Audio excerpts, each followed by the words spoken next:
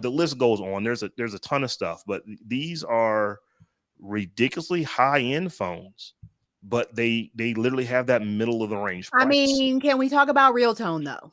That's what I wanted I'm to get just to. saying. This is what Google did. They went out and they worked with producers and artists and cinematographers, and they looked at a lot of people who deal with darker skin tones, and they built this into the OS. They built this into the processor, and they make it so that when you take pictures of people with darker skin tones, when they're next to people who have very light skin tones, we don't look like Ashy Larry all the time. And so I was actually watching. I'm an iOS guy. I'm an iPhone guy, but I actually watched the Google Pixel 6 and 6 Pro announcement, and they were talking to some of these people that Rob mentioned, black folks.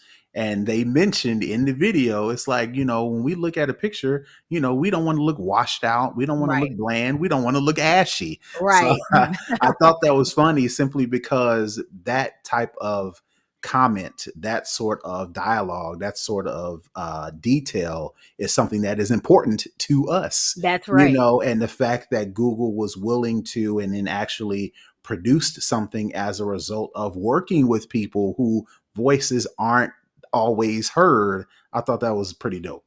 Absolutely. It's funny. I don't know if it was the Wired review. The Wired review was super thorough. But I think I was looking at something else on my phone. I can't remember, but the woman had taken multiple pictures with an iPhone 13 Pro, a Samsung S21, and the Pixel Pro, and the pictures were better. I mean, by and large. I mean, there were some when I was like, actually, the Apple looked a little bit better there or whatever. But by and large, it was in insane difference in the coloring, the brightness, everything. It really made a huge difference. So I got to give it up to Google for that feature. So I want to take a second to explain, because we know we have listeners on this show who are fairer complected, and they may not understand what the issues are, because this is just how it's always been, and we've had to just deal with it.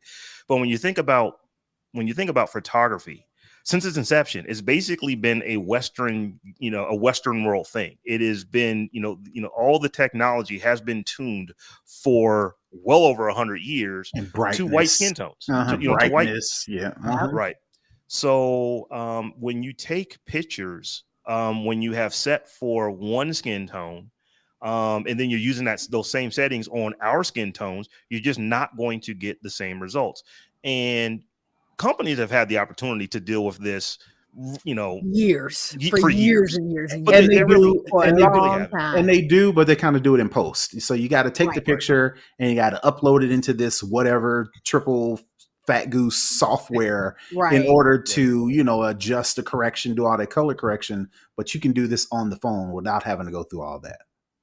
Right. So it really is a big deal, because this is just something you can't turn it off. And if you guys remember, so I know you guys remember, but our episode 0, where we were talking about algorithms and just why they're not filling us. This is one of the areas where we're not felt. And Google is now they had some issues, I think, was it 2015, 2016? Well, they actually had the issue where response to that. Right. So back, a little while back, they had an issue where they were identifying in Google Photos Black people as gorillas, and it was the software that was doing it. And they said, we are going to do better on this. They've absolutely said this. So, as I'm reading all the articles about real tone, they actually have done better. They've been working on this going back since before 2020 with this, to where, one of the first things they did was they started loading up significantly more diverse data sets. When I say diverse, I mean Black. They're putting Black people and brown people. It's just like it's I hate to cut you off, but it's such a small thing. Yeah. Just do it anyway. Data. Just get better. The data exists. It's out there. Just get better data to train your systems and your AI. I just don't. It's almost like obstinance at this point. Like they just, other companies are just like, no, we don't want to do it. Like. It's not even a thing that is hard. Just use more data. Like, come on.